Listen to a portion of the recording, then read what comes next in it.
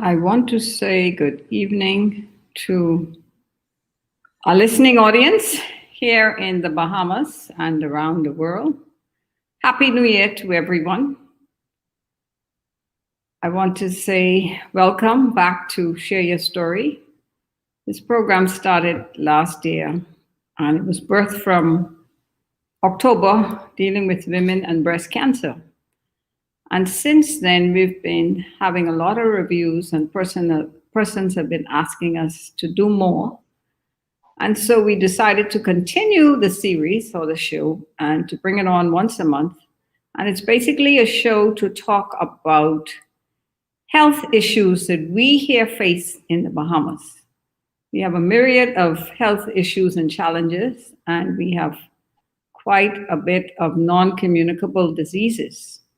And so the purpose of this show is to educate our people about health issues, to have persons come on and share their experiences with their different health challenges, and to also have medical experts come on from time to time to talk about the different ailments and medical challenges that we face here in the Bahamas.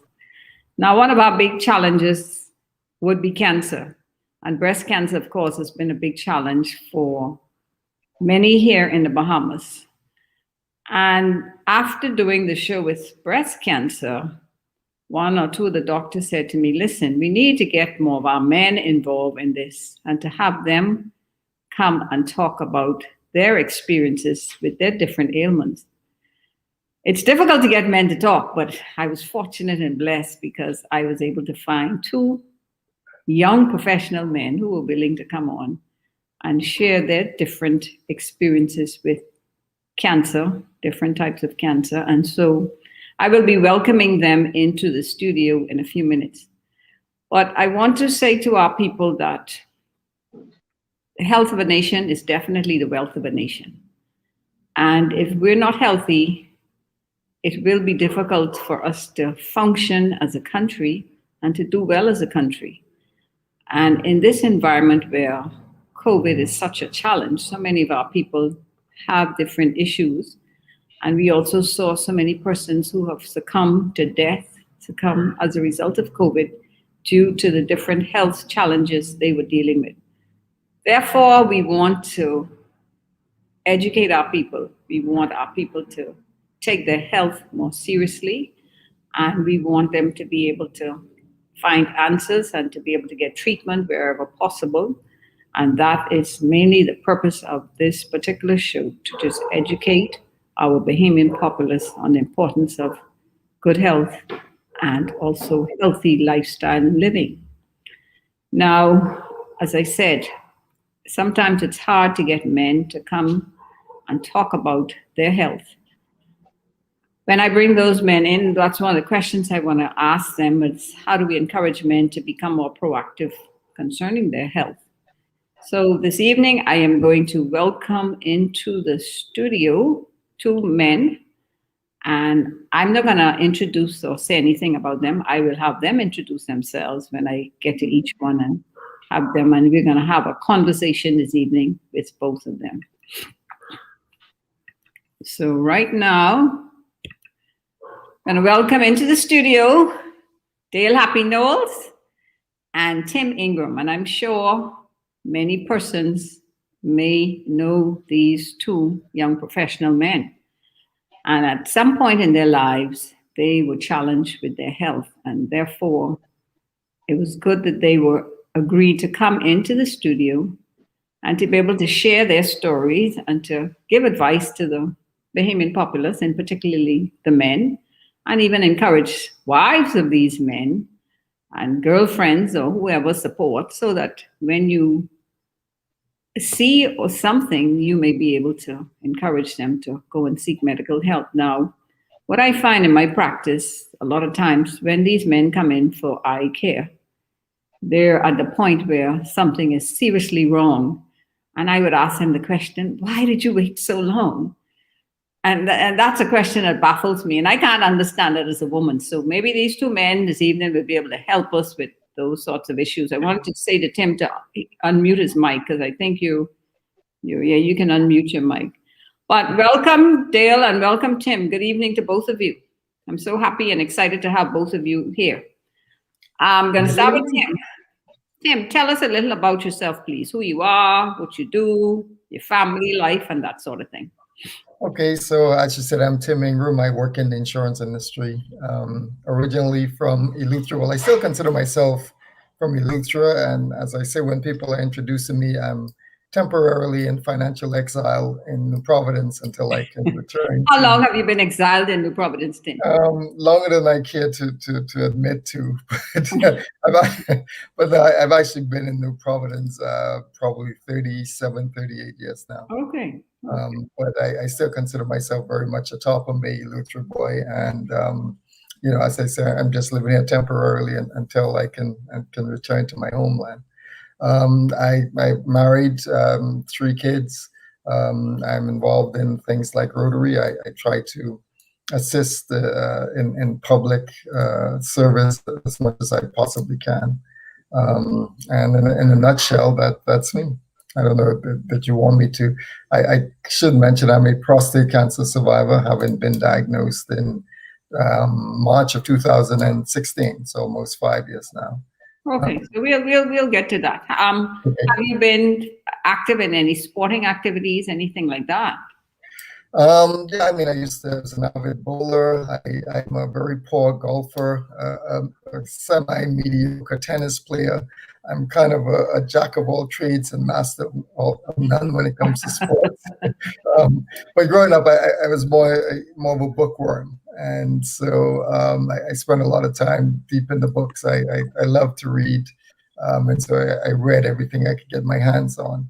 And so that was pretty much me. I got out every now and then and played some sports. Growing up on Eleuthera was fun because you could go in the water almost every day and swim. So I thoroughly enjoyed that as well. Okay, and Eleuthera is one of our chain of family islands. For those who may be listening abroad, it's a beautiful island. If you ever get the chance to go there, you will definitely love it. And we're welcoming all the tourists to come and visit. Yep. Not just Eleuthera, but New Providence. We have minimal COVID, so this is the place you'd want to be. Yes. In fact, I saw some report today commending the Bahamas for the way it's managed to control the virus recently. So that's a good thing. Yes, it's definitely a plus in our favor. Right. And our second guest this evening is Dale Happy Knowles. I told Dale I met him initially through my husband because they were both on the same softball team many years ago.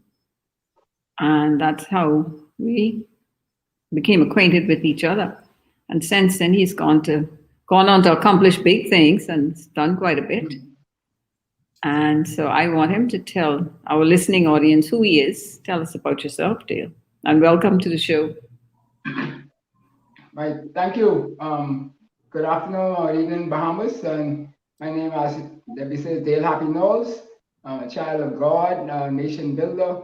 I've been blessed with being a professional engineer for many years, and now I'm doing consultancy work, helping companies become more efficient and cost effective, and particularly in the renewable energy space. And, I have 2 big boys. They're boys, they're men. They're in their 20s, upper 20s. So I'm involved in a number of things. Was involved in Rotary one time. Moved on from that stage into other stages of development. But I tend to like to be involved with wherever youth are to help them grow people, and that's what I try to do on the big way. I had a sporting history. Started playing baseball from when I was about 5 and all the way up to college level. And now I'm, as a result of my treatment, relegated to just watching on the most part in a different contact.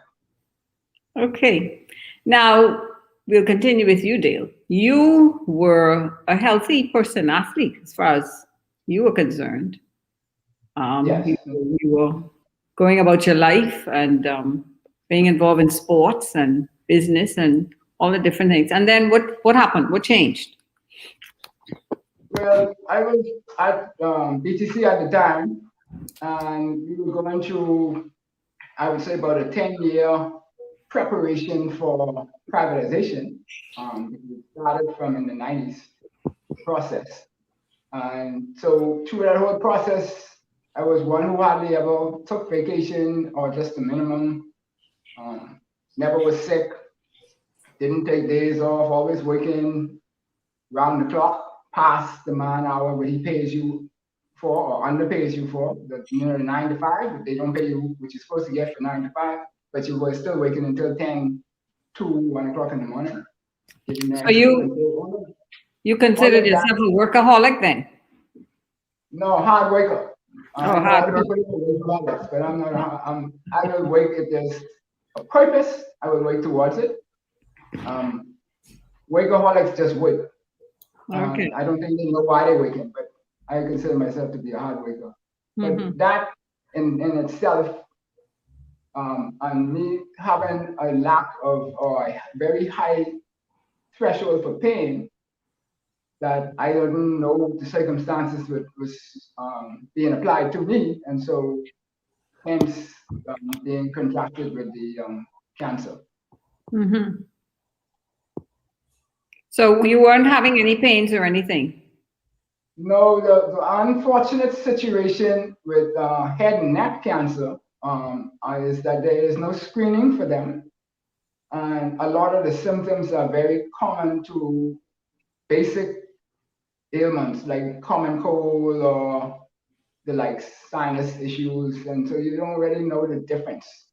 So my question to you is, so your audience could, let's just walk through it. Okay. What prompted you to seek attention, or what was happening that caused you to say something wasn't right? Yeah, so it basically started from about August, and I started to feel like I had a little in the throat kind of thing.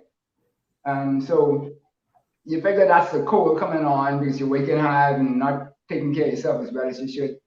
So you take your cough medicine, but that didn't deal with the issue. A lymph node pop up, and then you take some more cough medicine, it disappears. Christmas time came along, and we were at that point. They said that we couldn't take vacations and stuff, so we didn't do any of that.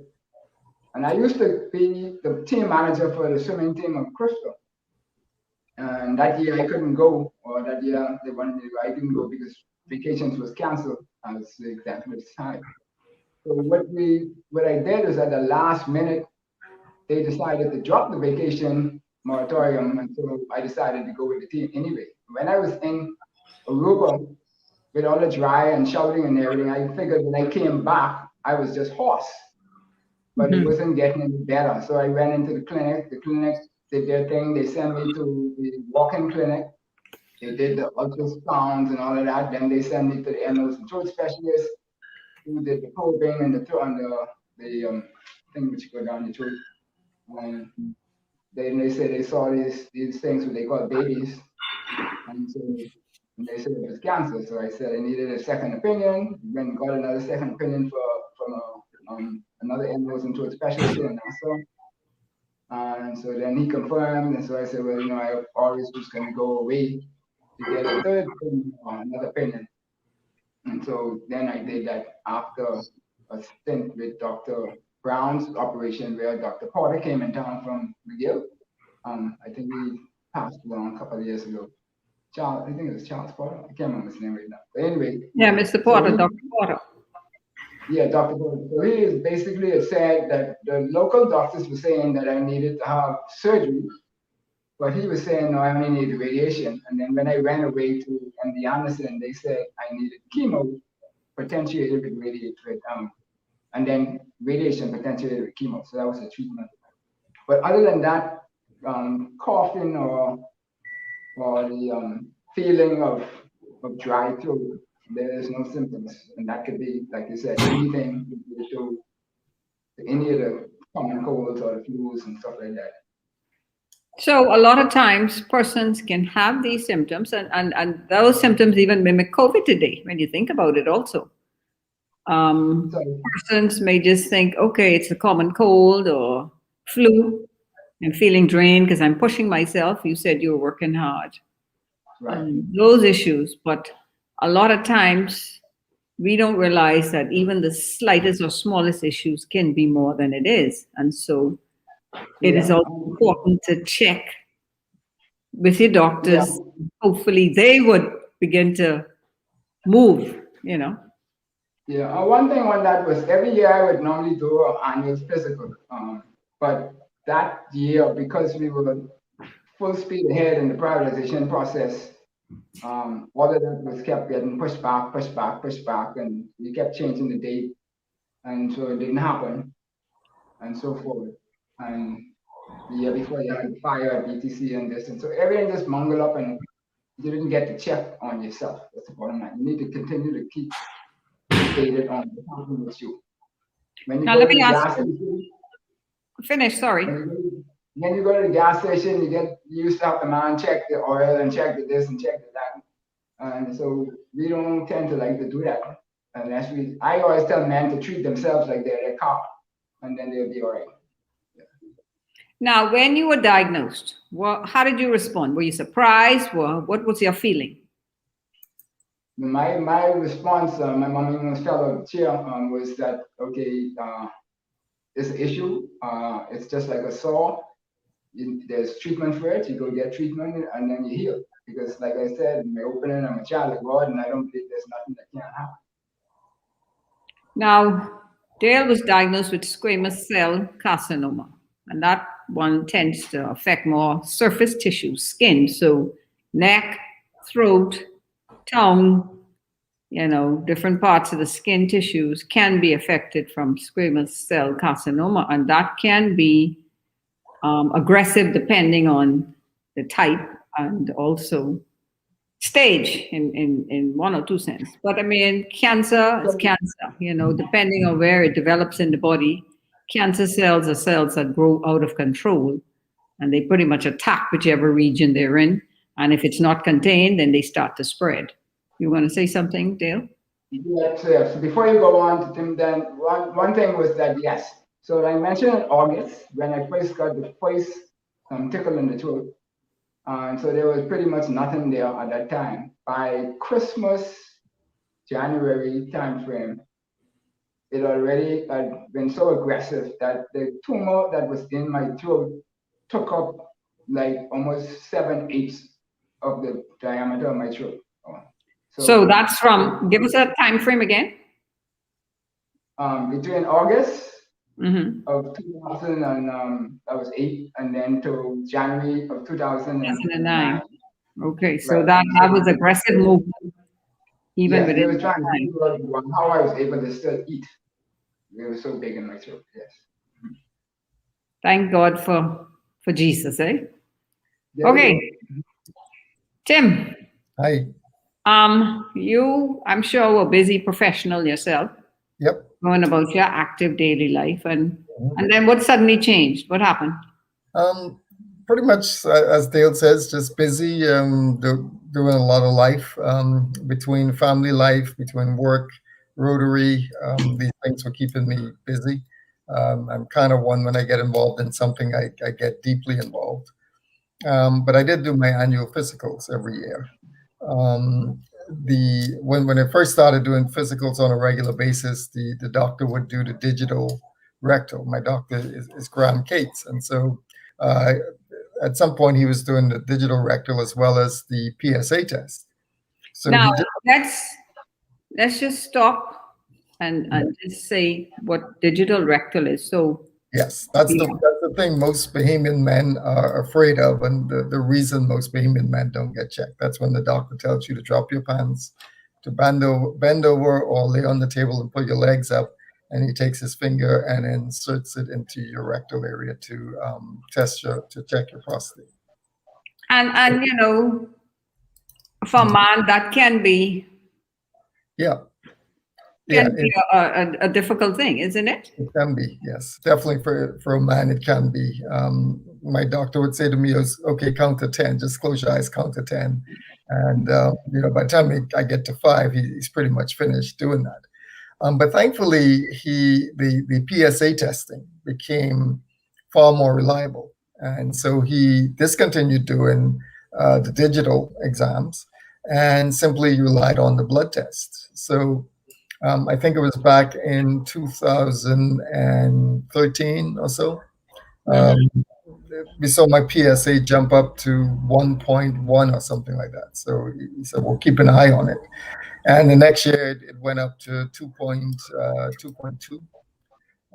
And then by 2000, and I think it was 2006, early 2016, it was at 3.5. Oh, that's high. Yes, 3.5 is high. 4.0 is when they really get concerned. Yeah, that's abnormal as far as they're concerned. Yeah. Yes, and the fact that it had been moving upward consecutively. So he sent me to Dr. Darius Anwala to get it checked. And so, as I said, by this time, Dr. Cates just relies on the PSA. And so Dr. Anwala kind of joked. He said, Dr. Cates has a great gate go, and he just uses a blood test. And when it comes down for the digital exam for me to probe you, he sends you to me, so I'm the bad guy. But anyway, he went in and he did the digital exam, and he said, I definitely feel something there. And so he recommended I get biopsies done as soon as possible. Now, were you having symptoms? Nothing out of the ordinary. I mean, as any man, his agent will tell you, your stream isn't what it was at 19. And so you just figure, well, That's normal. That's normal, but I wasn't feeling any pain or anything like that. And with urination, that didn't change. Okay. No, not a lot. Just as I said, the ordinary. You can't go 6 feet. You're now going 3 feet or something like that. So that was pretty much the main thing. But it was normal for an aging male. And so he did the biopsies. He actually did 15 little clippings from the prostate, and he sent them off to get analyzed. I think he sent them to Cleveland Clinic to be analyzed. And so I remember going back to him. I was supposed to go back to him to get the results. And I somehow had given my wife, Yvette, the wrong time to meet me at his office. So I get there at 2. I call her, I say, where are you? She said, oh, you told me 3. When I checked the text messages, sure enough, I'd said 3. So I said, well, don't worry about it. I'll go in and see him myself. And so when I went in, he says, where's your wife? And I says, well, she's unfortunately mixed up in the time. She can't be here. So you can just proceed with me. So he says, no, I'm not going to proceed with you. I need your wife here. And so that's when I kind of sense that, okay, there's a bit of an issue. And so he says, I'm not going to talk to you without your wife. Go and call your wife. And so I had to go and wait in the waiting room until she came. We went back in. And the first thing he said to me, he said 2 things. He said, first of all, I want your wife here because sometimes when I talk to patients, if I say a particular thing, they kind of lose focus after that, and they don't hear anything I say after that. They just hear the first thing I say. So that's why I always like to have someone else in the room. He said, and remember, whatever I tell you now, you are not going to die if you do what I tell you to do. He said, you're of the 15 biopsies or clips we did, 3 of them have actually come back cancer. 2 of them were showing kind of more of an advanced stage, but 1 of them was showing like it just could not be a problem. He said, but I'm really concerned about the 2.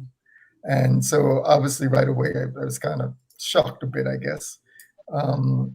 But after thinking about it, I said to him, well, I'd like a second opinion. And he said, okay, fine. What do you want to do it? He referred me to the doctor that he trained with in Miami to get a second opinion. And in fact, at the University of Miami, they had 2 doctors actually read the results and confirm that that was what it was. So once that was confirmed, I came back to Dr. Waller, and he laid out my options for me as to what was to happen then. His recommendation, the recommendation of the doctors in Miami, was something they call radical prostatectomy, where they removed the complete prostate. I'd looked into various things. I get in treatment, radiation.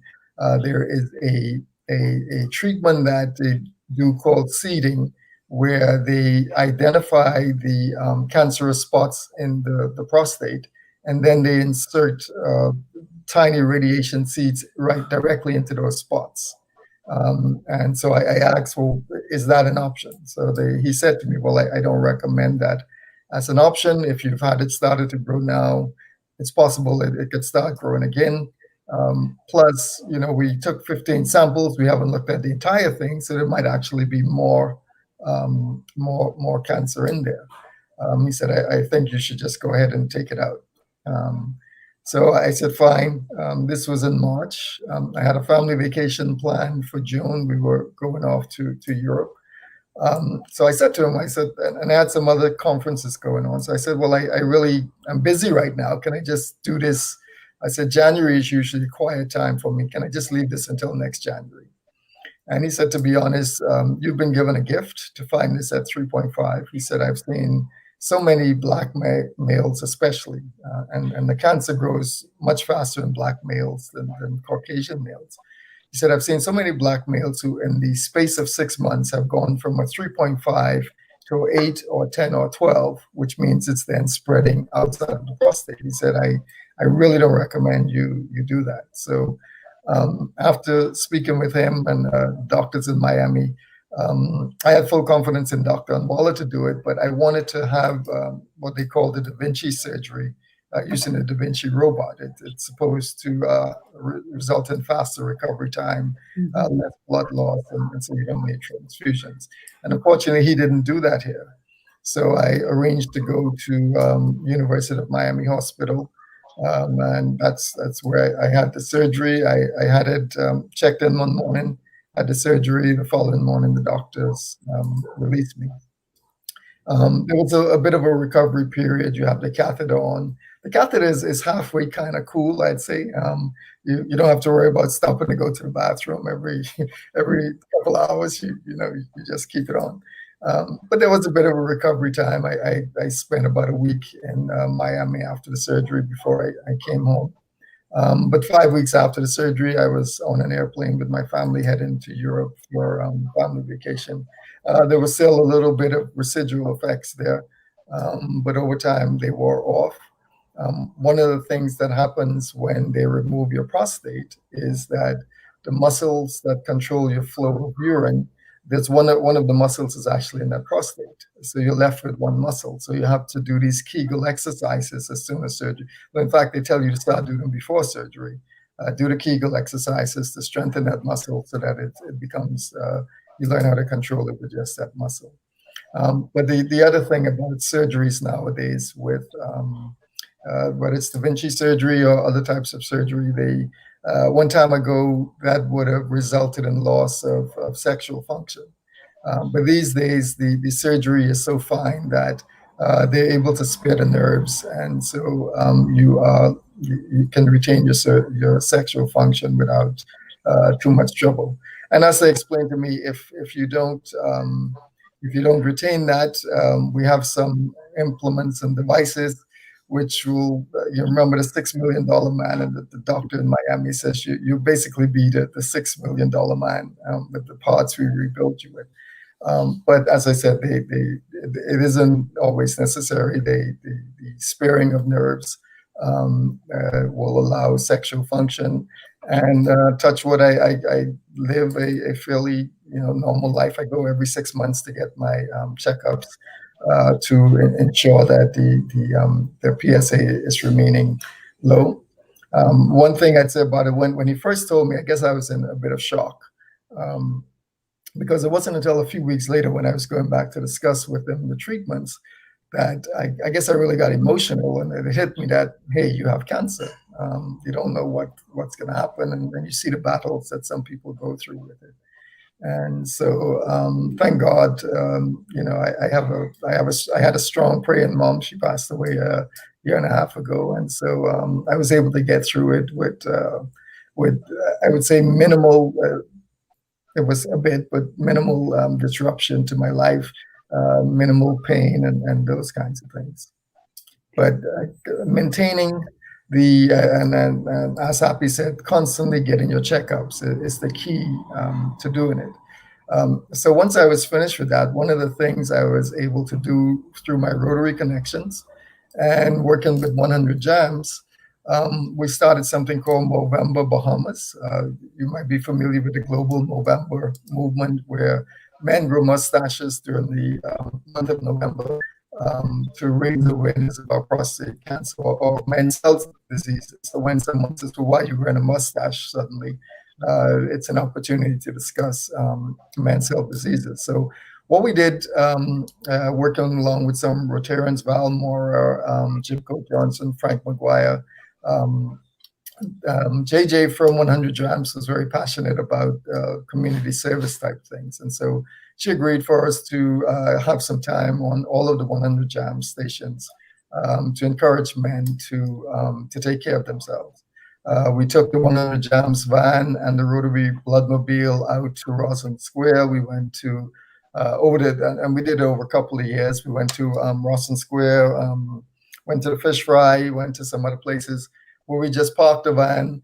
The radio would be broadcasting, and we said, "Come down and get a free PSA test." We tried to educate men that you don't have to be fit a digital rectal anymore. It's simply a needle, a small needle in your arm with a bit of blood drawn, and as long as you're tracking it, it will give you a very good idea of what's going on in your bodies. And so each year we average somewhere between 125 and 150 men that came forward and got tested. Some of them came several years in a row, so we were able to help them track their PSA over that time. Unfortunately, due to COVID, we weren't able to do that this last year. So hopefully this November, we can ramp it back up and start again to encourage our men to begin to take care of themselves. We had some men that we tested that were, at 12, 14, they'd never had the PSA test done before. So we said to them, you really need to go and see a urologist about this. But it's you made the point about men not taking care of themselves. Dr. Anwala says he said men come in with PSAs of 800. When you realize I was at 3.5, 800 means it's basically spread throughout their entire bodies at that point. So you give yourself much more of a chance if you can check these things early. It's like Happy made the comment. If you take care of your car, if you see a small problem, you take care of that, and that prevents it from becoming a big problem. And so it's all in making sure we take care of ourselves. One point I need to bring to both of your attention. As far as both of you were concerned, you were healthy men. Happy, didn't smoke, don't drink, healthy lifestyle. Mm-hmm. And only to find out you were diagnosed with cancer. Right. Happy, let's talk a bit about your health in terms of up to that point. You said you were doing your annuals, but did you smoke? Did you drink? Things like that. Dale? Me? Oh, no, sorry. Yeah, I mean, the casual glass of wine or beer or minor stuff like that. And smoking, no, not at all. My father smoked like a chimney, and I had enough of that as a child. I didn't want anything to do with that. And how do we know? How do we know the effects of secondary smoking too? You understand what I'm saying? We still don't know. Actually, it's worse than that. We totally dismissed in the Bahamas something called third-hand smoke. Right? We sort of understand first-hand smoke and we understand second-hand smoke. Being if you're in the presence with somebody else and they smoking and you inhaling it.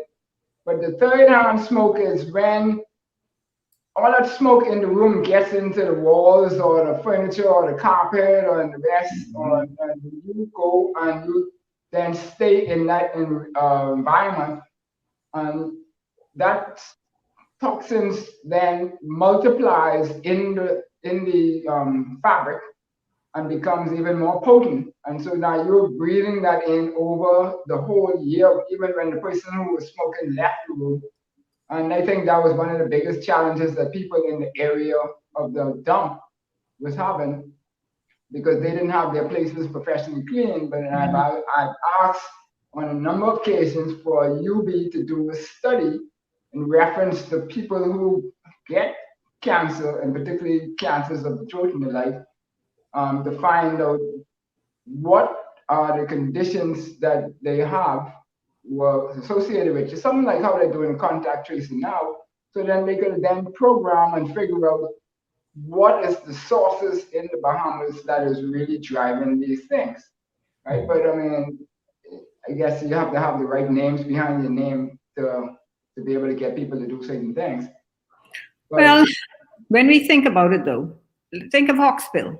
I mean, Freeport, you know, yeah, the industry there for so many years,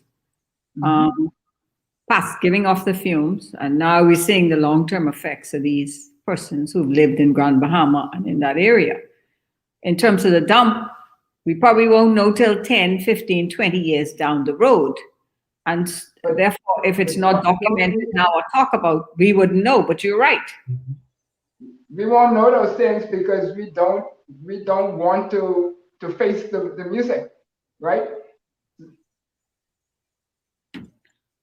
I'm not sure if it's not that we don't want to face the music. What it requires and entails, we don't want to spend the time and money to do it. Correct. So that's what I call facing the music. Yeah. Oh, okay then. Okay, yeah. It We requires don't wanna finances, Right. and then to find out that this is what has happened, then who takes the blame on top of it? So, you know, but Yeah, yes, persons who've lived in the area of the dump, we don't know the long-term effects of those people's health over time so, as a but result let of. me, let me give you an example of the magnitude of all of that, right?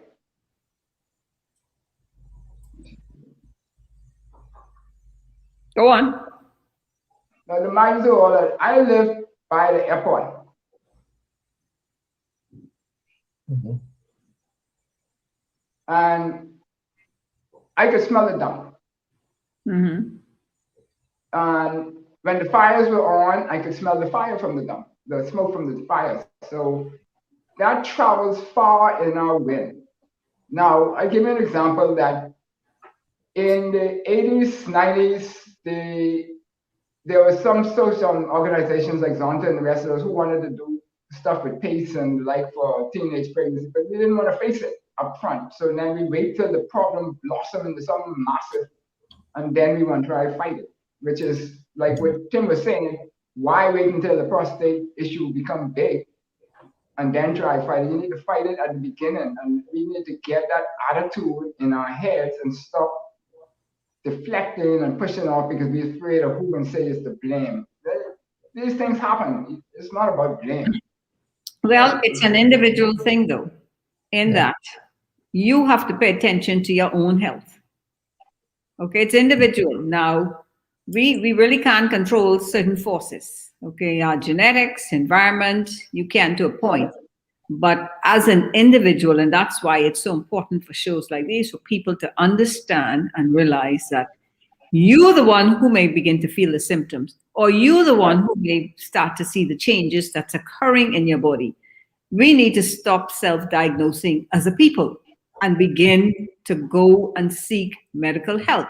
Now, hopefully, the persons that you go to do proper duty, because a lot of times too we're challenging our health system whereby they tell you, oh, it's just this, that, give you some tablets, da da da da, send you home. Okay, but I say to persons also, if you know something ain't right, you continue to pursue. Don't just accept one. And both of you said, what did you do? You got second opinions. You didn't just take whatever for the first opinion as the gospel and went with that. You both got second opinions to make sure they all on the same page. I remember when I was going through treatment, and I was having treatment when I finally decided with a renowned oncologist, breast oncologist in Florida. And because I had to have so many other things done, my body, it was just spiraling. She would say to me, I'm going to send you to other people to get a second opinion because I'm not the gospel on this. And I need to know that we're all on the same page. So, we have to admonish our people to stop self-diagnosing. If you feel something, go and check it out. If you're not comfortable, pursue other avenues. Don't just take whatever the first person says as the gospel. Oh, Okay, sorry. that's so So, Tim, you wanted to yeah. say something? No, I was saying that, as you say, we self-diagnose or we turn to our traditional medicines or something. I remember being on a few months ago, being on a call where they were talking about COVID-19. And so one of the questions which came up was, can I just take some Cersei for this? Cersei usually knocks out my usual cold. Can I take Cersei for it? But as you say, we have to take the responsibility for it. I was shocked at the time, and admittedly, it's something I'd like to see something done with it, to find out that even though we have a fairly high prevalence of prostate cancer among Bahamian men, there are absolutely no statistics on it. Because I asked the doctor, I said, well, what percentage of men in this country are being diagnosed with this? What are their ages? And he says, I can't tell you because there's no central database. He says, Ministry of Health keeps saying they're going to set one up, but it's never been done. And so you just don't know. I remember feeling very, why am I at 52 getting cancer? And that's the average age for Black men in this country for prostate cancer. He said to me, 40s into their 50s. diagnosed someone at 42. And so at that point, I'm like, oh, wow, this, whilst I'm feeling sorry for myself at 52, there's this poor guy at 42 going through the same thing. But as you say, it's the average age for men to be diagnosed, but we don't have the statistics. So we don't know where these men are coming from. Are they concentrated in a particular area? Are there certain factors that we're all exposed to that's causing this? As you say with the dump, if you have people within a certain radius of the dump getting ill, then you wonder, well, is that it? Is that it? And you look at a movie like Erin Brockovich, where everyone in a particular town is getting sick. And so you have to go out and figure out, well, what's making all of these people sick? Part of the problem with prostate cancer, also in men now, in Dale's case, squamous cell carcinoma, I don't know if it's as prevalent as it is with prostate here in the country. But prostate, of course, is associated with being Black, the African heritage. And then also it's related to the BRCA gene, Yep. And so persons who come from that family with BRCA gene, chances are the men in that family are going to be challenged with prostate cancer. But just on the average, being a Black male, you're challenged with prostate and it's not going anywhere. So we as a country and our men really have to be proactive when it comes to their health. Right. On the average, a man, like both of you said, spend a lot of time just working, pushing, trying to provide for their family, trying to achieve success. Your body's feeling okay at times. And then when you're feeling it, you probably just say, oh, I'm just tired or a long day, that sort of thing. So they don't really necessarily pay attention to symptoms. By the time they do, they're so advanced in a lot of their cases that you sit back and you're shocked, But I say to people, depending on how far along the situation is, they're having symptoms, but a lot of times they're in denial or they're afraid. Yeah, I've heard stories recently about men who show up at the hospital and they can't urinate at all. Now, to get to that point, you must have seen some decline in your ability, and you just waited until you can't get it out, and so that's when you decide to go and get it checked. So how do we encourage men to become more proactive with their health? Happy, how? What do we do? What do mothers do? What do we do? What do men do? The same thing we're doing right now, talking about it. We have to talk more about these things. And that's why I said we can't just, we have to face the music. These are issues. And if we don't record anything, we can't manage what we don't measure, right? And so we need to speak to these issues openly as much as we can. And then it becomes common dialogue, and then people won't feel the fear of it, right? So in my case, for example, where there is no screening. So every year, it's not like I can go in the doctor's office and screen to see whether I'm going to get some sort of head and neck cancer or the like. That's one area of the systems that was said was at MD Anderson and some other places when I visited and talking to people from there. The head and neck is one that you can't get a screening. There's no screening test. to say, okay, well, you have it or you don't have it. Other than you can do a biopsy and then take the stuff and do the pathology testing and all of that and come back. But there's no routine screening activities. So what we need to do as men, we need to talk more openly about these things on shows or wherever it is, under the tree, on the baseball field, the softball park, or wherever we go, the barroom, whoever, and say these are the issues and help people understand what is considered normal. Because a lot of people I know considers a lot of things that they consider, oh, that's like Tim said, that's just natural attrition and losing because you're getting older. That's not necessarily true. Because like I said, when I got cancer, I think I was, what, this was 29, like I was 63. So that, I was in the 40s. So then that meant that my blood weight was near perfect. The doctors were so shocked when I came there and they did my profile and history and playing competitive organized ball and all of that, and the fitness level and what I eat and this. They couldn't understand why I would have this. And the only thing after they had the University of Houston study me for the year or so would be is that they came back and said it had to be stress. And that's something that they couldn't even confirm. Had to have been stress, you said.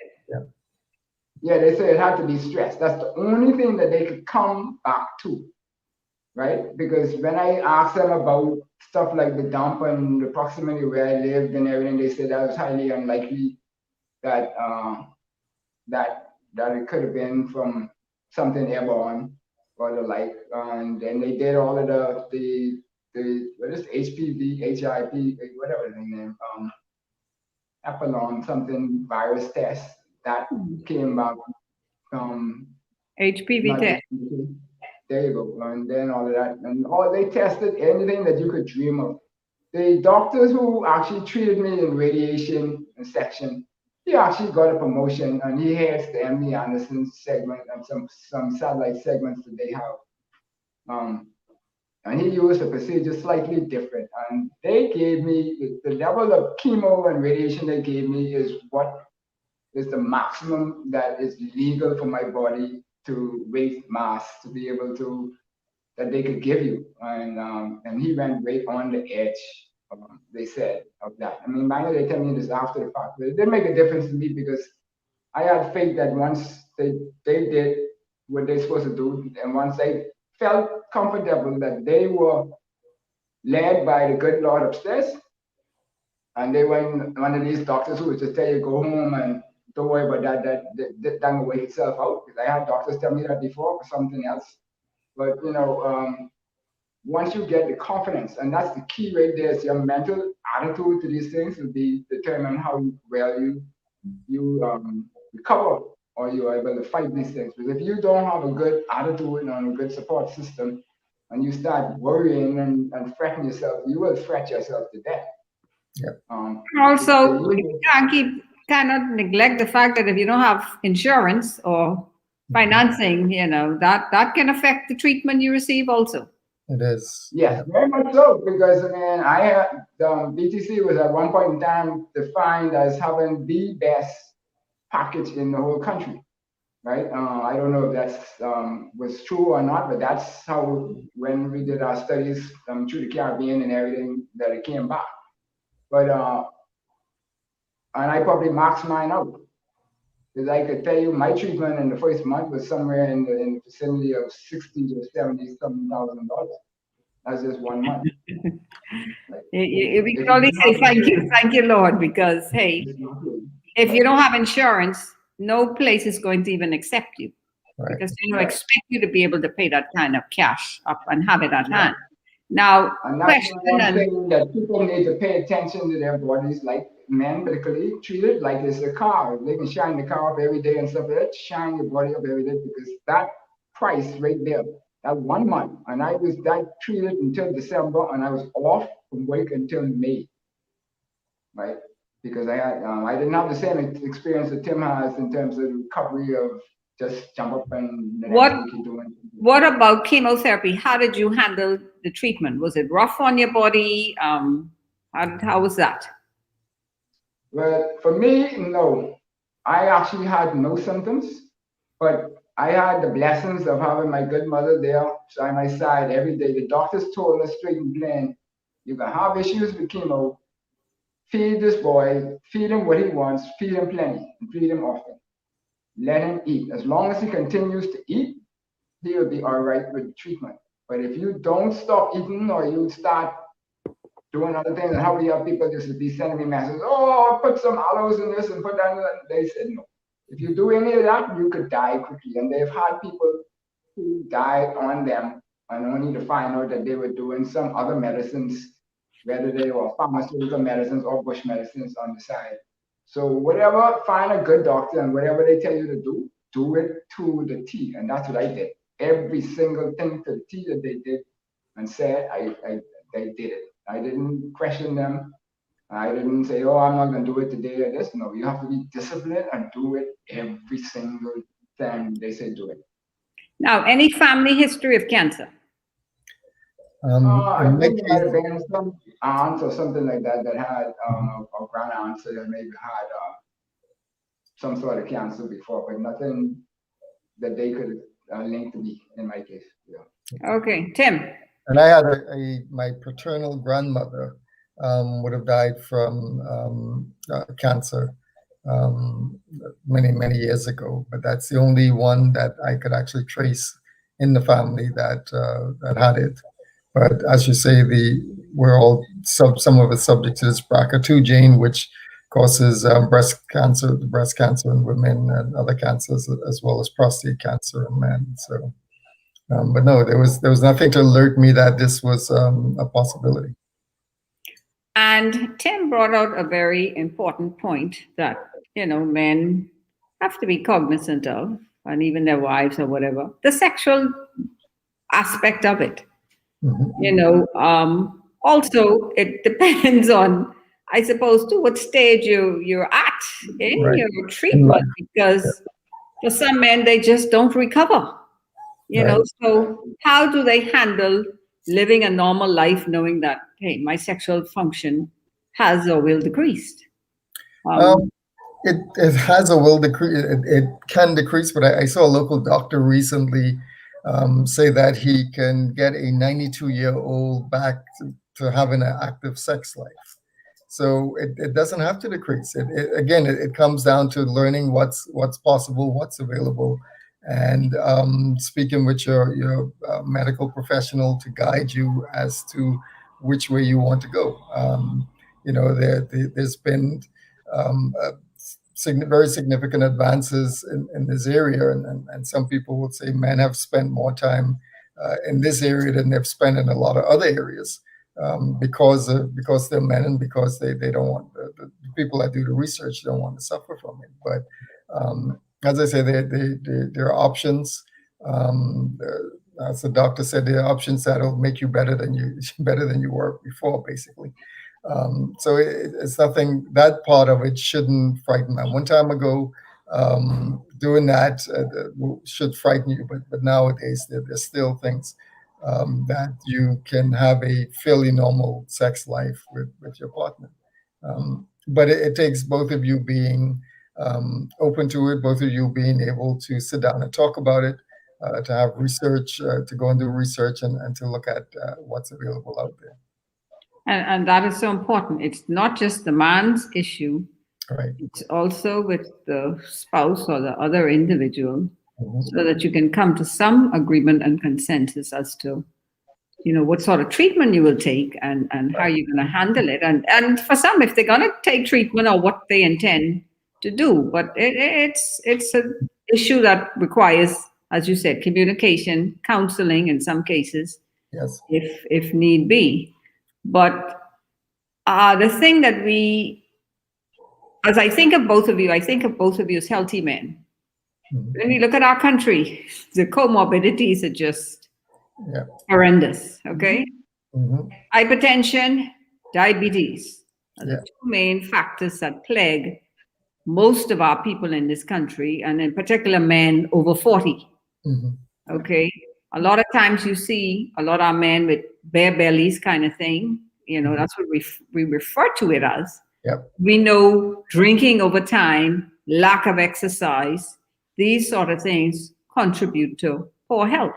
Our diet contributes. Yes. How do we get our men to become more conscious of these things and not wait until something happens and then you see they're becoming proactive?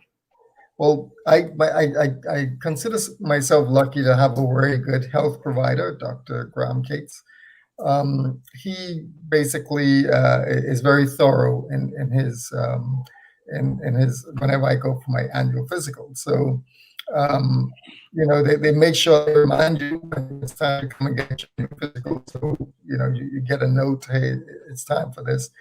You go in one day, you do your blood work, and then you go back the next day, and you sit down, and he goes through every single one of those tests that he's done, be it cholesterol, kidney function, and all of these things. And so then he gives you a very clear picture of where you are on your health journey. And if if he thinks that you're overweight and you need weight loss, he refers you to a dietitian or to someone who can assist you with exercise.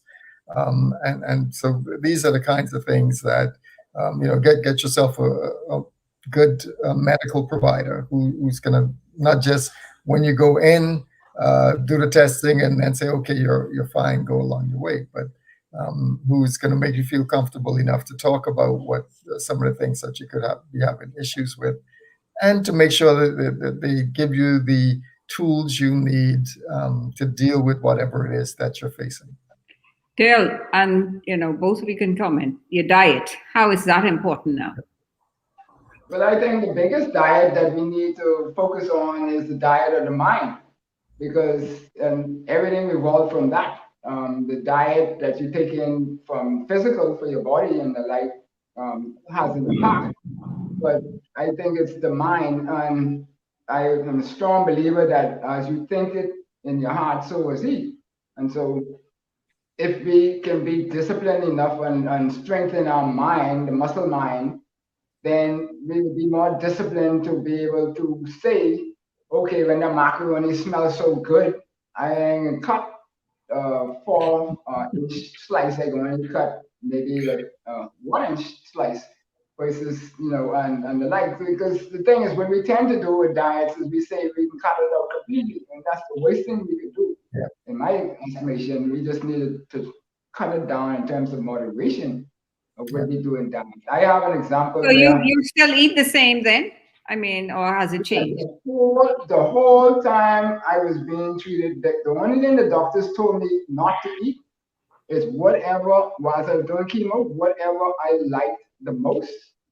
Do not eat that whilst I'm doing chemo, because it's gonna do something to your taste buds and this and that and the other, and you will not eat that when you finish the chemo. But they said eat everything, but just eat it in moderation. There are certain things like there's some K stuff or whatever, and they told take all those things with salts in it and this and that, take them out of the diet whilst treatment.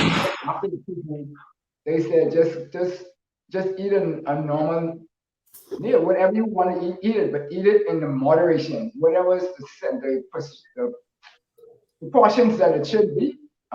Try to stick to that. My point is that sticking to that is a mental thing. It's not a meal thing. And so if you need to know that, okay, you're not going to be exercising as much. Like, for example, me, after I did the radiation, they told me straight and plain, you could forget any contact sports. Don't fool with anything with contact sports, because if you get a fracture, a small fracture, I even had to get my 4 wisdom teeth. My good 4 wisdom teeth was giving me all my smartness taken out between chemo and radiation. And that was in a 2-week, 3-week period. So I had to go through 3 weeks of chemo, 3 cycles of chemo, 3 weeks apart, and then the 4 wisdom teeth taken out, and then I did 6 weeks of radiation, right? All that between July and December. So once you look at all of that, then if you could stick to being strong in your mind, and if you have good support, because like Tim was talking about with the sexual thing, if you having a little challenge on that end and your partner is talking about stuff like, oh, yeah, man, he finished and this and stuff like that, then play mind games with him. And so, well, whoever's the person. And so then you will start to go into what I believe is the biggest challenge we have in this country, which is depression, right? But we don't diagnose it like that because we have a lot of people walking around with depression and then they end up going in the bars, do what they do in the bars just to try and relieve themselves with depression for a period of time, go home and then wake up morning and start the cycle all over again. So it's the same thing with the food. I got to the point where I know I couldn't be active in contact sports no more, which were all the sports that I like. I hardly liked any non-contact sports. And so what I ended up having to do is I had to do my research on eating. And so I figured out, okay, after 6 o'clock in the evening, I'm trying to cut down on my starches. And on about a half an hour or so before I go to sleep, I want to eat a handful of nuts. And so those two things would cause your metabolism to continue to work a little longer because you're not burning it off athletically, then you will, your metabolism will continue to work for another, as long as the nuts is in your system is going to try to break it down, the protein. And like, so just become more educated in the whole thing and don't rely on the alcohol. The alcohol has no nutrition in it. Alcohol is a dangerous product. I mean, before, if you're diagnosed with any kind of condition, but even after the fact, they would tell you, listen, alcohol, you should eliminate that out of your lifestyle, minimize that as much as possible. Yeah, casual here and there is fine, but don't make it a. I have friends who in their 20s and their 30s, if they don't have 5 drinks by time as lunchtime happen, something wrong.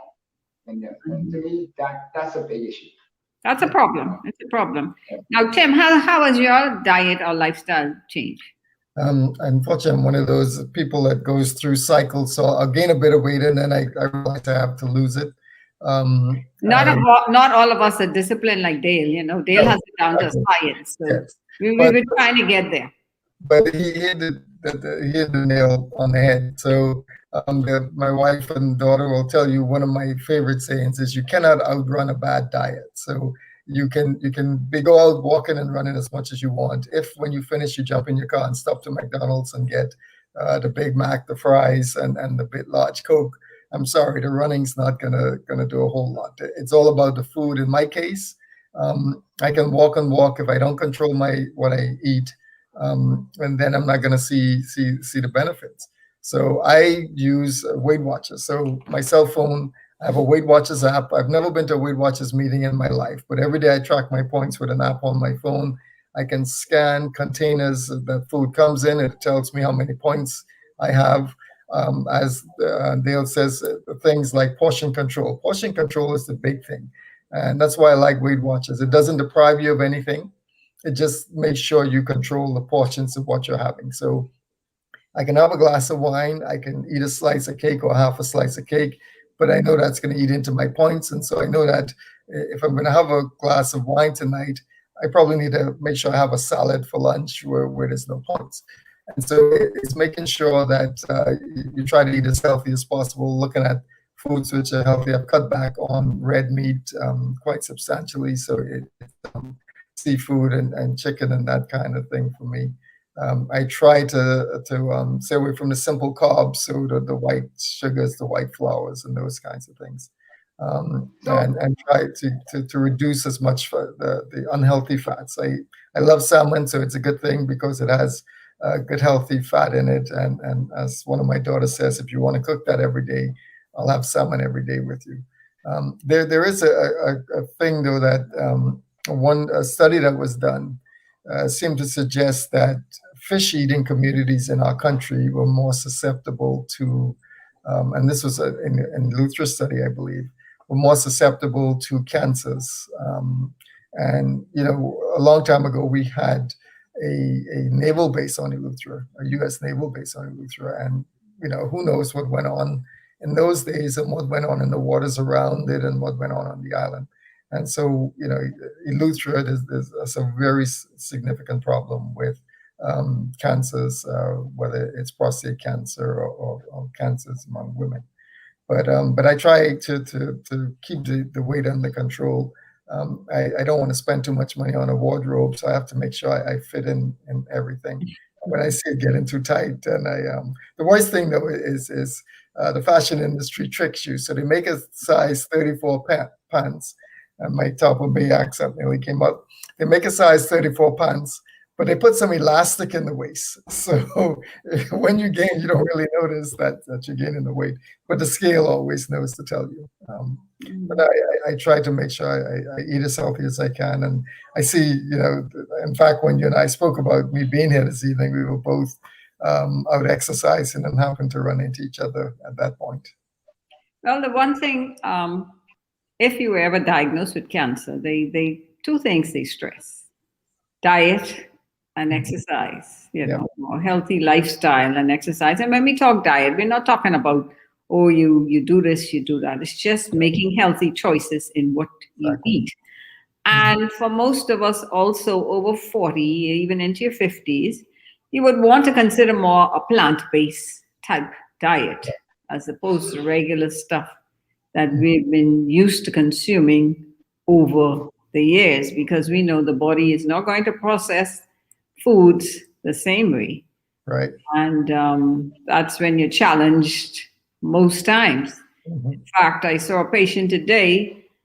Patient had so many different comorbidities, and I'm saying to them, listen, you are prime target for COVID. With all the different comorbidities, and everything was out of whack. Right. And you can imagine being attacked by COVID. It's hard for the body to fight. Yeah. We in the Bahamas must begin to take responsibility, individual responsibility for our health. Yeah. Yes, we may complain and say, oh, this health system is this and the health system is that, or this and that, but we all have an opportunity, if we're healthy, because some of us are born with certain conditions that, hey, we have no control of. Right. And you have to see doctors, you may have to take treatments, but at least if you're a healthy individual, you must begin to manage what you eat. We must begin to exercise. And then Dale said something quite surprising this evening. The doctor said his own started as a result of stress. Yep. So think about it. The average male in our country, what are they doing? Pushing, trying to achieve, trying to do this, trying to do that. Right. Not paying attention to their bodies and not realizing how much stress can bring on other ailments, even the comorbidities, because when you begin to push your body, you're pushing those cells out of whack, and then they begin to change over time into something else. So the take home this evening, as we begin to wrap up, what advice would you give? And we'll start with Dale. What advice would you give to our people, Dale, and even concerning your type cancer? What take home message? Well, I don't. My take home message would really be is to try to learn you, learn who you are. Don't listen to what your friends say and what the different people say about what could happen. Study, research. The greatest university is YouTube. You could put in there if you have an issue, something don't look right, and just a tweak. Okay, you don't talk to the doctor and then go on YouTube and type in there, what does this mean? What does that mean? I want to stop there on that. In that, it gives you information, but we don't want you to use it as no diagnostic tool. But at least it gives you information to cause you to want to pursue medical assistance. No, you said it right there. That's what I was about to say. I would say, so once you get that information back, then now you are equipped to be able to say, okay, this is something that might be of concern. Let me go to this type of doctor or that type of doctor or your regular doctor, whatever, in order to get an understanding of what might be happening. Because, like I said, I had a doctor when I went to them on a certain issue, not cancer related, but a different issue. And I told them about it, and they said, man, listen, you don't have the two boys and this and stuff. Like, you ain't need to fool with them kind of things no more. So what you did, right? So, and I'm like, that was the last time I went to them. So, and that's a very good point, Dale. It's who you're talking to get information, because if you hear people like that, We have so many doctors like that. I mean, it's unfortunate that we have this macho mindset in the country that, okay, a doctor might think it's a minor thing compared to what he deals with on a daily basis, but that might be minor for that individual, and that might be triggering off some things in the person's head that end up causing them when somebody come home and they say the wrong thing to the person, and next thing you know they have Muhammad Ali and Obed in the same place. You know, so all of these things are trickle effects and they touch on each other. But two things that I would say that we need to always look at too is also is our intake of water, because water Yeah, very equalizes the valid whole point. body and the whole mindset on everything and staying stationary. But one of the things on the food would be is that eat slower. I always used to hear people say that, and I used to tell them that's a bunch of foolishness.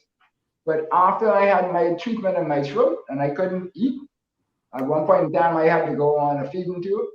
That when I came back and was able to eat and I eat slow, that even though whatever I ate, I didn't gain weight like I used to eat. I used to gain weight Yeah. before if I ate like that. So that all of that has an impact on that. But but the brothers out there, check yourself, learn your body, learn what is yourself, what is natural to you, and whatever looks awkward that is going on for a longer period of time than what is normal, go and get it checked. Just how you can check your car and say, okay, well, you know, the rims ain't spinning the way it's supposed to spin or this and stuff. Go and check your body because there's only one body. It ain't like you could go buy another body. It ain't gonna happen. Mhm.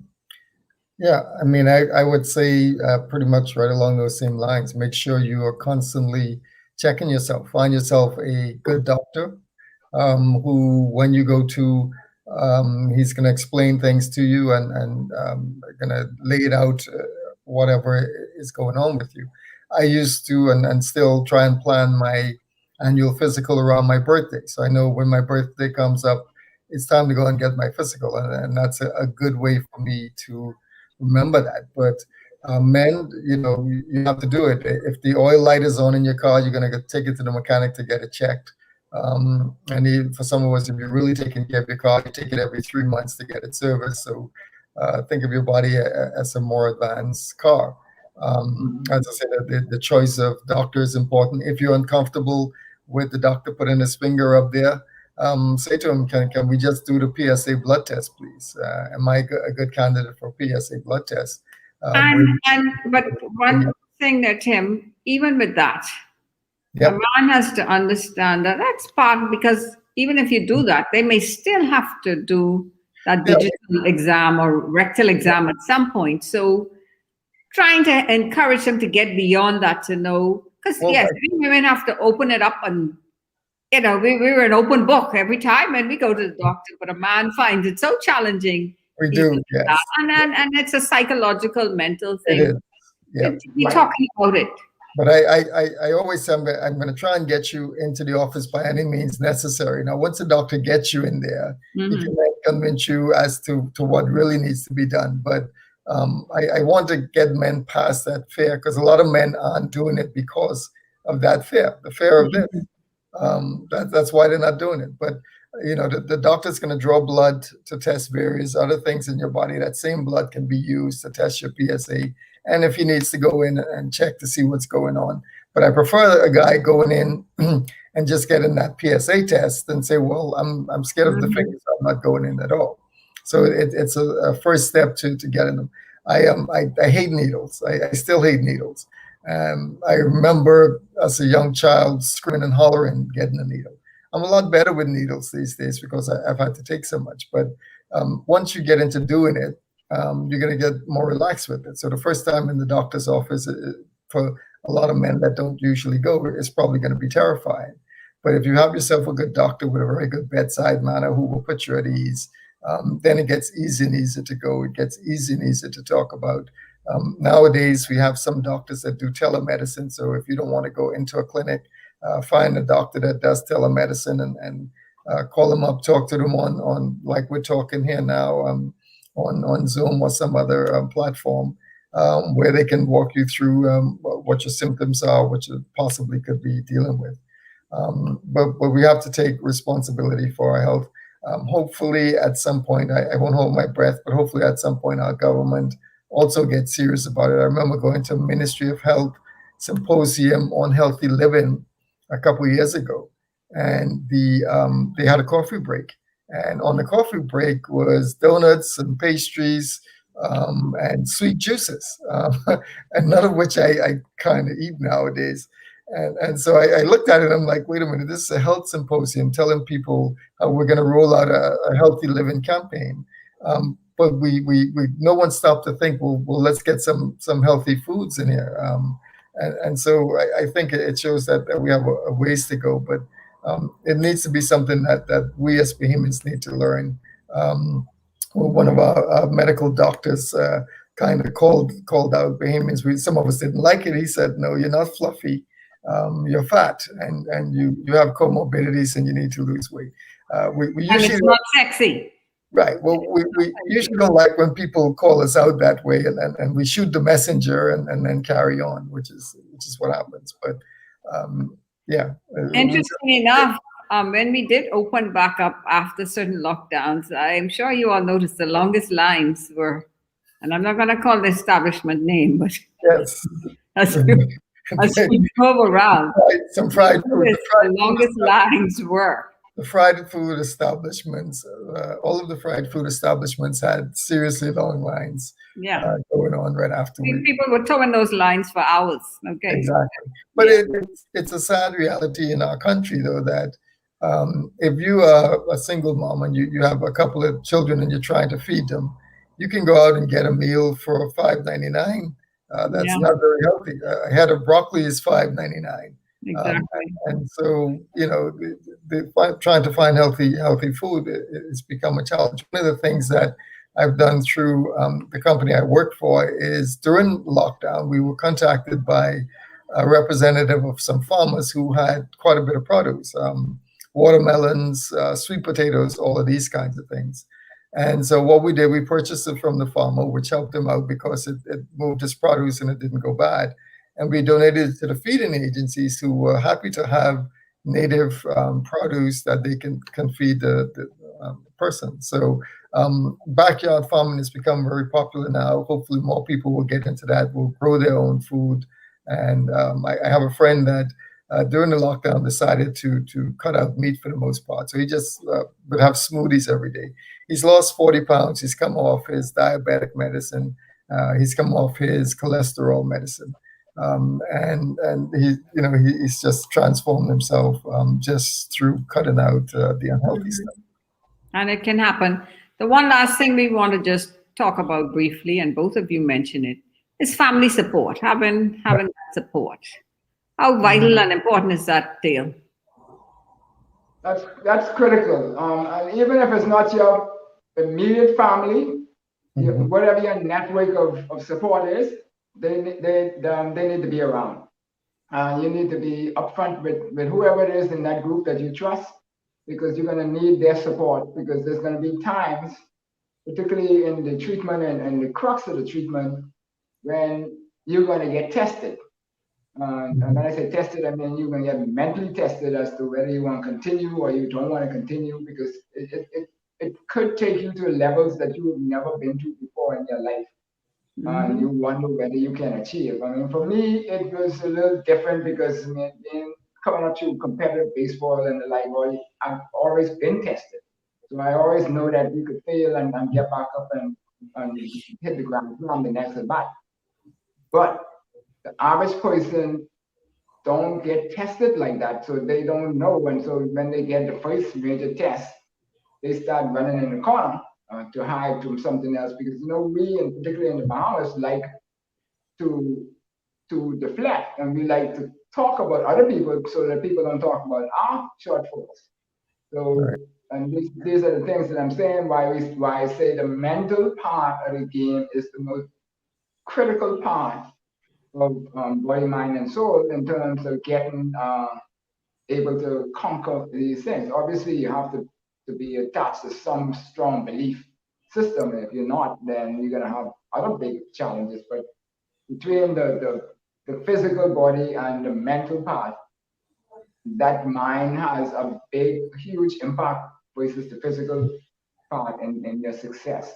And if your attitude is right and you on board, and if you don't get around people who are going to help support you in terms of keeping a positive attitude and helping you to do the things you need to do. At one point in time, I had to take so many painkillers doing my mom had a book that she used to have to write down almost every 15 to 20 minutes or an hour or whatever. There was something I had to be doing, especially when they were doing the latter parts of the radiation, because in radiation in your body, there's one thing in your body that you cannot restart, and that's the process of swallowing. Sorry, my mouth gets dry. But swallowing, if you forget how to swallow, they say that you will never learn that again. So it's not like you could restart hard or stuff like that. And so through the whole process, as much as my throat might have hurt and swallowing, I had to do exercises and I had to continue to do those exercises. And that's why I say if they tell you to do something, do it. Because if you don't do those exercises, then you might get to a point where now you can't even swallow properly. And so you could even down on your own stuff. But but back, I just want to say this one thing about the prostate exam. It's only uncomfortable while you're thinking about it being uncomfortable for the time you're thinking about being uncomfortable. After that, it's just like it never happened before. So just get it out your mind and make up your mind. You go to work every day for a man to pay you less than what you know you would, without question. But you don't want to do once in 365 days a prostate exam, a digital prostate exam. How many years are you cancer-free? Happy? That was 209. So this is what 221. So that's what 11 years. Praise the Lord for that. Yeah. Tim, what about your family support and how many years cancer-free? 5 years cancer-free. Family support is great. Always had a fairly close-knit family, extended family with siblings. There were 8 of us, or there are 8 of us, and so we didn't really need too many outside friends.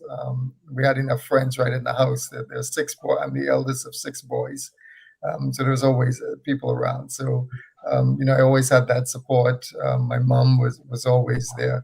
My wife was totally supportive. When I was diagnosed, obviously she was there when it hit me and I broke down and I just couldn't take it anymore. The emotions overcame me. She was the one who came and said, it's going to be okay. We're going to fight this, and then you're going to be fine. Even now, we as a family, we do the healthy eating thing. Since the holidays, my daughter's actually every week she's cooked my lunches and stacked them up in the fridge. So I have a healthy lunch every week. So definitely have that support around. I know that my siblings, I have some very good friends who, if they know that something's wrong, they'll say, hey, what's going on? Make sure you're taking care of yourself. But it's definitely important to have that. There's some people who don't have that around them when the worst hits them. And then, as Dale said, the positive attitude and the positivity around you could be the difference in you succeeding or failing and pulling yourself out of where you are. So yeah, I'm thankful for the group of people that I have around me that support me. They tell me, even some of my coworkers, they say, "Look a little tired, boss. Why don't you go home and get some rest?" My wife would fuss me. She knows I'm not a workaholic. I'm like Dale. I'm a hard worker. So I'm going to almost try and drive myself out of bed no matter what's going on. And she'll try to say to me, "Listen, your body's telling you something. Listen to it. Stay in bed, rest for one day. The world's not going to fall apart because you're not there for one day." So yeah, I definitely have a good support. But I had a very good friend who, at the time I was diagnosed, he had the same surgery, the same situation I had, and his had been more than 10 years before I was diagnosed, and he was doing very well and still is doing well. So I looked at him as well for support, and I said, "Look, tell me about this." He said, "Listen, it's been over 10 years, and I can tell you I've been fine, and you'll be fine after all this. So that's a good way to end. And you said it. We all need to take care of ourselves. Okay. Yep. We don't think we have to be there for every meeting, every activity, every whatever. You need to take care of yourselves, men and women. We all must begin to take care of ourselves. And the three of us this evening have to say thank you, give God thanks, because we're still here. You know, Exactly. we know of many who are battling. Yeah. Okay, in some way, form, or fashion. But we're still here, and the Lord has us here for purpose and reason to let others know, because it didn't happen to us for us. It happened for us to be able to share with others, to educate them about it, and hopefully help to save a life, or at least to encourage somebody. And even some of the things you talked about, symptoms, someone may be experiencing something even now or afraid to do so. Hopefully that will cause persons to say, hey, let me be checked out and see if something is wrong. Yeah. So Doc, just one thing is, if anybody out there who is in need of help or just want to ask questions about it, they could always Facebook Messenger me if they want and ask a question. And if I have an answer, I might be able to point them in a direction that they might need support for. Yeah, and that's vitally important. You know, if you're afraid and you want to speak with someone, Dale, I'm sure, and Tim can be reached at, where's your agency again, Tim? The insurance company, Summit Insurance Company, but Summit, like right. Dale, I'm on Facebook as well, so you can reach me through that. But Summit Insurance Company, if you call and ask to speak with me, the receptionist will probably ask what it's about, but you know they'll put They you can through. leave their name and number, you know, for you to get in contact with them, that sort of thing. But yes, men, please, if you're out there and you're listening, or wives or spouse, Wives, friends, friends, whatever, you have brothers, siblings, encouragement. encourage our men to be more proactive with their health. Don't wait until things have skyrocketed or have advanced before you go in. Be proactive. Let's all be proactive about our health. Let's try to be healthy, especially in this environment that we are in. And yes, we must continue to follow the COVID protocols with social distancing, wearing your mask, hand washing. We can't stress that enough. Even though our numbers are low here in the Bahamas, we cannot sleep on our laurels, think that we have conquered this virus, because we have not. No We one has. don't know what this next season is going to bring. So the life you save could be your very own. So be proactive, protect yourself and protect others that are around you. Thank you very much, Dale Happy Nose and Tim Ingram, for being a part of Share Your Story this evening. It has been an encouraging support to the wider community. We're seeing a lot of responses. Persons are so grateful and thankful for both of you sharing, and hopefully you may have impacted the life of somebody out there who may have been listening. Thank you to our wider audience. And I want to say the show has been brought to you by Palmdale Vision Center. And I always have to give kudos to my husband, because he's the one who's doing the background work for me, and I'm just in the front, you know, public is saying. But thank you to Theodore Jr. and Senior, because Junior helped me with technical work. Next month is going to be an interesting show. Ladies and men, listen up. We're going to bring a group of ladies together and have a sister talk on a common topic that affects so many of us. So listen up for next month's show. Thank you and good evening. I'm just going to end the broadcast and we'll talk briefly. Thank you very much for listening. Thank you. Thank you too. Okay. Thanks for having me.